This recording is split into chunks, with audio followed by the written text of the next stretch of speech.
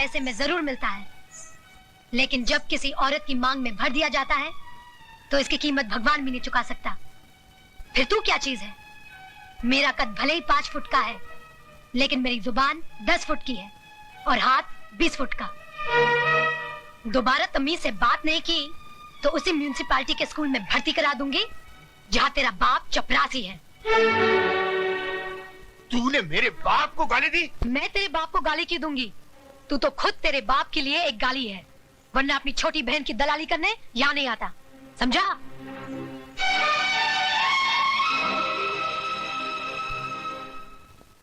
अयो स्वामी, आज खुशी का दिन है, फिर आपका बैटरी काय को डाउन है?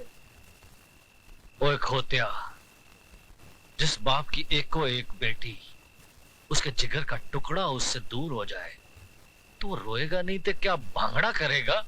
देखो दारजी, हॉर्न का वायर ब्रेक में मत घुसाड़ो। अरे हमारा बहन कितना बड़ा घोर में शादी करके गया है। ये भी कोई शादी थी? मेरी बच्ची की ख्वाहिशें उसके दिल में ही रह गई। कैसे कैसे ख्वाब देखे थे उसने। बैंड बाजे के साथ उसका दूल्हा घोड़ी पे सवार होके बारात लेके आएगा, हजारों लोग उसके ब्याह में शरीक होंगे। इतना शोर ना शनाई, ऐसे बिना हुई बच्ची जैसे टोली में ले आरती में जा रही हो। दारजी, सदियों से माँ बाप के घर से बेटी ऐसे ही विदा होती रही है। आप तो सिर्फ दुआ कीजिए कि उस घर में खुश रहे।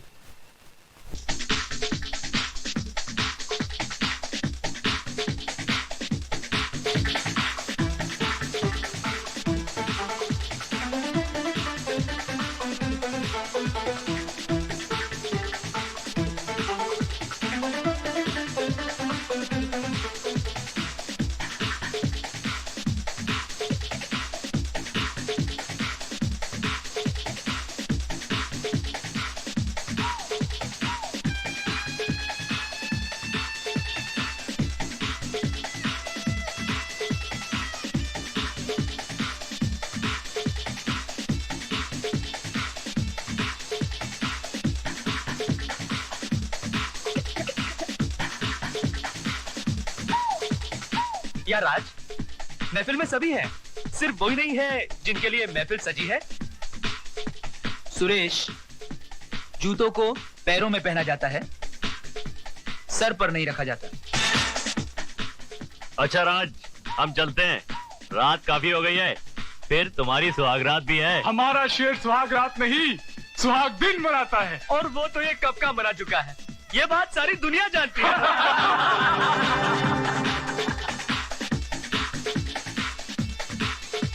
राज, हंसी मजाक बहुत हो चुका है यार, अब तो भाभी को बुलाओ।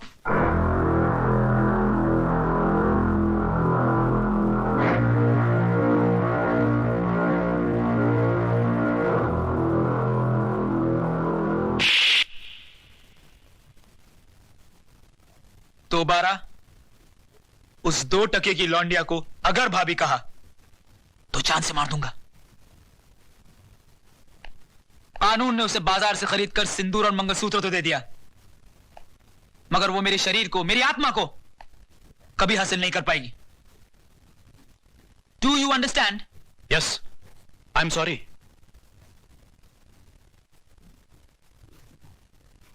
Then drink and dance.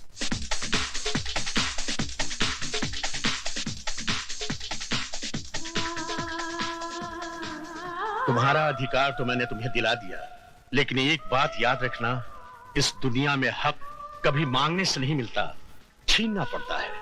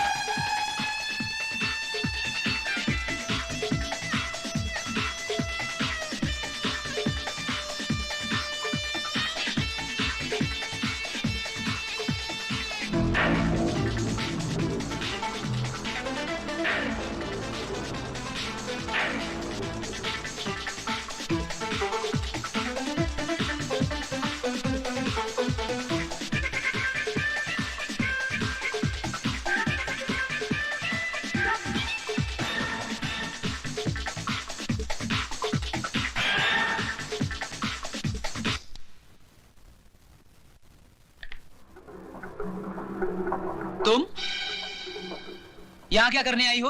अपना अधिकार लेने। तो फिर जाओ और जाकर उसी अदालत का दरवाजा खटखटाओ।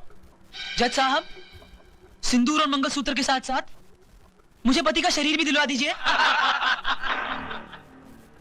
औरत अभी इतनी कमजोर नहीं हुई कि हर वक्त भीख ही मांगती रहे।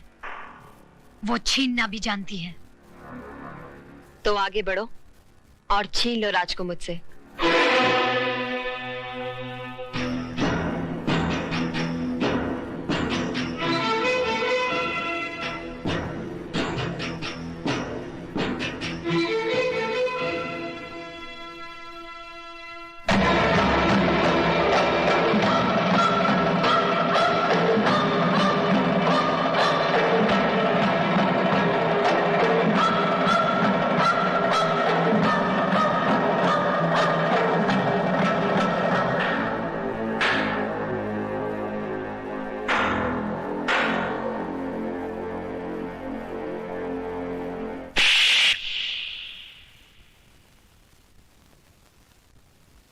क्यों?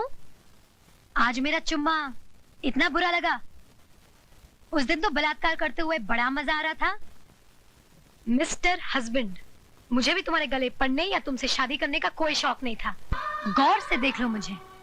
मैं हिंदुस्तान की अदालत की वो मोहर हूँ जो तुम्हारे माथे पे लगा दी गई है कि मैं तुम्हारी पत्नी हूँ और तुम मेरे पति। जब तक मेरी मांग में सिंदूर और गले में मंगलसूत्र है, दुनिया तो क्या, भगवान भी तुम्हें मुझसे अलग नहीं कर सकता। दार जी, आप फिक्र मत करो, मैं बिल्कुल ठीक हूँ और इन्हें ठीक करना भी जानती हूँ। वैसे नमूना नंबर 1 तो दिखाई दिया है, धीरे धीरे बाकी के नमूने भी दिखा दूंगी। बोले सोनिहा।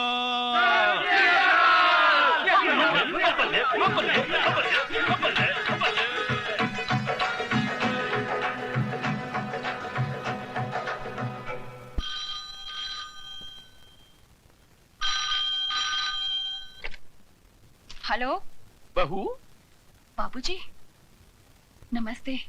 उस कचरे के डिब्बे को घर से बाहर फेंका गया कि नहीं? जी जी। क्या तुम ये नहीं चाहती कि तुम्हारी छोटी बहन हमारे घर की बहू बने? जी जी चाहती हूँ। तो फिर हमारे आने से पहले उस गंदगी को हमारी हवेली से दूर कर देना। कर दूंगी बाबूजी। गुड।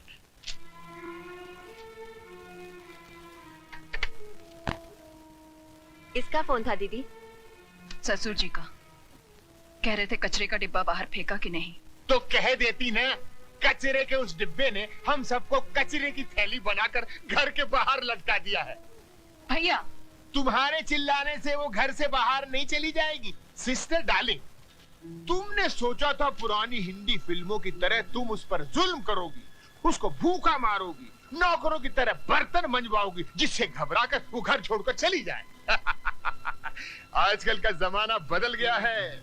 आजकल की लड़कियां मीना कुमारी की तरह आंसू नहीं बहाती, श्रीदेवी की तरह चाकू चलाती। चाकू। वो श्रीदेवी बने या माधुरी दीक्षित, मैंने उसका तेल नहीं निकाला तो मेरा नाम शारदा देवी नहीं। ओ सिस्टर डार्लिंग, ऐसी गलती हरगिज मत करना, वरना वो सरदार आगे से तलवार डालेगा और इंस्पेक्टर पीछे से डंडा। तो क्या करें? हाथ पर हाथ धरकर बैठ जाएं? कह दें कि माला जी हम हार गए, आप जीत गए। भैया, मैंने जब से होश संभाला है राज से प्यार किया है और मेरे जीते जी कोई राज को मुझसे छीन नहीं सकता। तुम माला को हराने की बजाय राज को जीतने की कोशिश करो, क्योंकि राज भले ही तुमसे प्यार न करता हो, लेकिन माला से नफरत जरूर करता है। और इसी बात का फायदा उठाकर बरस पड़ो उस पर, गिरफ्तार कर लो उसको अपनी मोहब्बत में।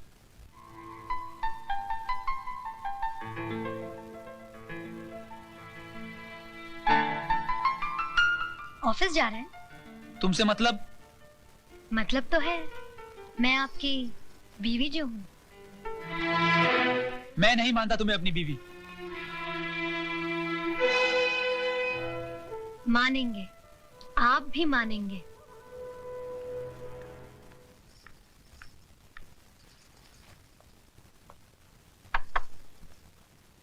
क्या मैं अंदर आ सकता हूँ? रमेश भैया, आप? अरे जीती रहो, सदा सुहागन रहो। सिर्फ मेरे आशीर्वाद से तुम सुहागन नहीं बनी रहोगी, बल्कि तुम्हें खुद अपनी सुहाग की रक्षा भी करनी पड़ेगी। क्यों? उनके ऊपर कोई मुसीबत आने वाली है? इंसान के मुकद्दर में जब दौलत आती है तो मुसीबत भी साथ लाती है। मैं कुछ समझी नहीं। शराब और जुए के नर्क से आदमी को वापस लाया जा सकता है, लेकिन अगर मर्द किसी दूसरी औरत के पल्लू से बन जाए तो उसे सिंदूर और मंगलसूत्र भी वापस नहीं ला पाएंगे।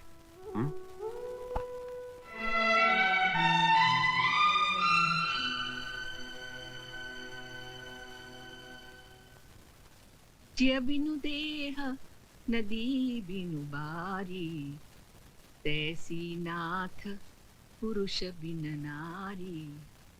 माता सीता कहती है, जिस तरह जीवन के बिना शरीर है और पानी के बिना नदी है, ठीक उसी तरह पुरुष के बिना नारी का जीवन है। स्त्री को अपने पति का साया बनकर रहना चाहिए, चाहे सुख में हो या दुख में। अपनी सुहाग की रक्षा के लिए अगर घर की सीमा को भी पार करना पड़े तो पार कर जाओ, तो पार कर जाओ, तो पार कर जाओ, पार कर जाओ, पार कर जाओ, पार कर जाओ।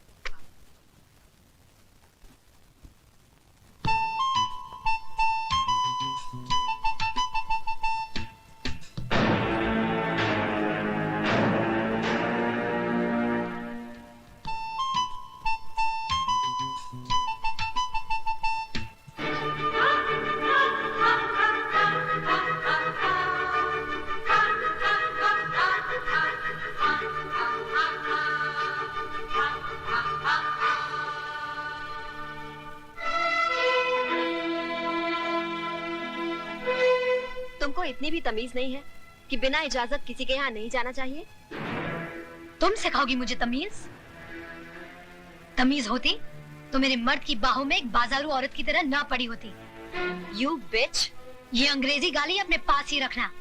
हिंदी में एक गाली सुना दी तो सारा खानदान कब्र से बाहर आ जाएगा। माला, चिल्ला मत चुड़ैल, वरना बाल पकड़ के यहाँ से घसीटते हुए ले जाऊंगी। एक बात सुनती जाओ, जिस समय बहुत गर्मी है तो अपने बाप से कह देना, एक सांड ढूंढ के ला देगा।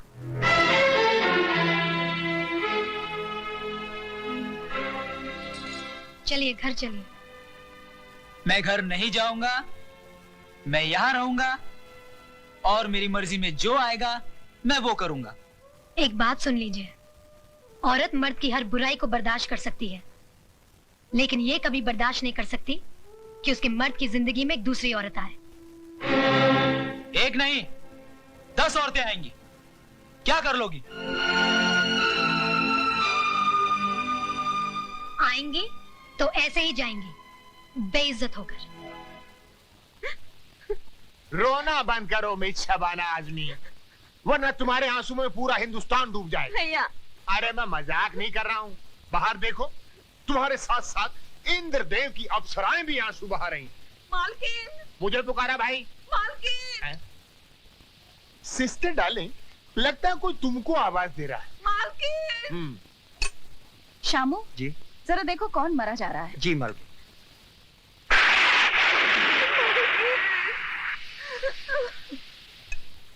मालकिन, नीचे कौशल्या आई है। फिक्र मत करो साहब, तुम्हारी दहलीज पर पैर तो क्या, उस पर थूकूंगी भी नहीं। शामू उसे ऊपर लेकर आओ। मालकिन, मालकिन, मेरे पोते को बचाइए, बुखार आ गया है इसे, बेचारा बेहोश हो गया है। यहाँ क्यों लाई है इसे? ये क्या सरकारी अस्पताल है? मालकिन, इसे अस्पताल दाखिल करना है, मुझे 500 रुपए दे दीजिए, इसकी जान बच जाएगी। क्या समझ कर आई है यहाँ? सरकारी खजाना पड़ा है? मालकिन, हमारे माँ बाप तो आप ही हैं, आपका दरवाजा नहीं खटखटाएंगे तो और कहाँ जाएंगे? क्यों इतनी जल्दी भूल गई? तूने ही तो कहा था कि आपके दरवाजे पर कभी थूकने भी नहीं आऊंगी। भूल हो गई थी मालकिन। हर भूल की सजा है। मैं तेरे इस बच्चे की जान बचा लूंगी अगर तू मेरी चौखट पर थूक कर चाटेगी तो।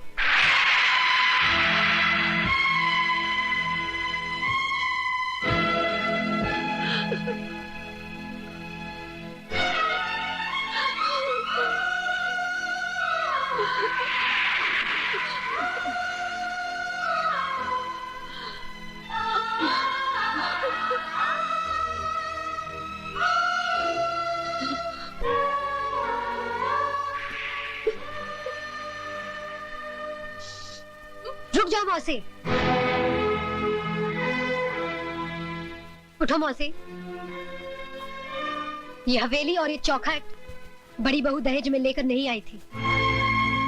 इस पर जितना हक बड़ी बहू का है उतना ही छोटी बहू का है। शारदा देवी, तिजोरी की चाबी लाओ।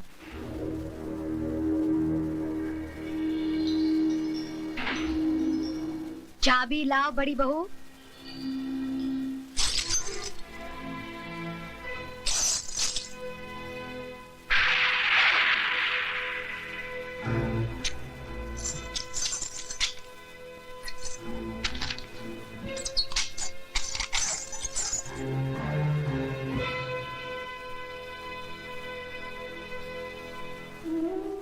ये लो मौसी।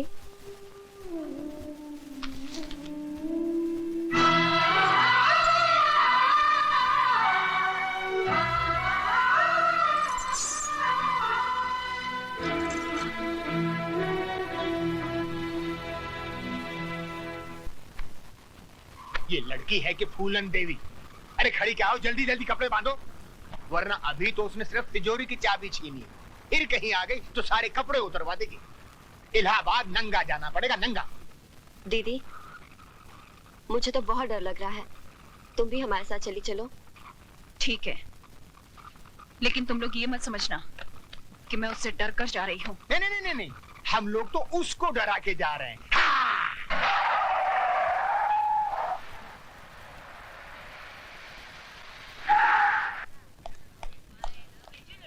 भाभी, ये अचानक क्या हो गया?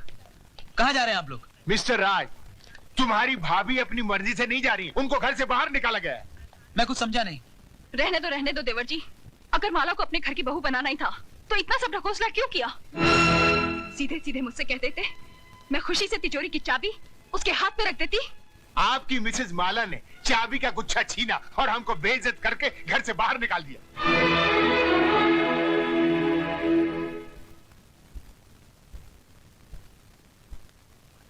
माला, माला,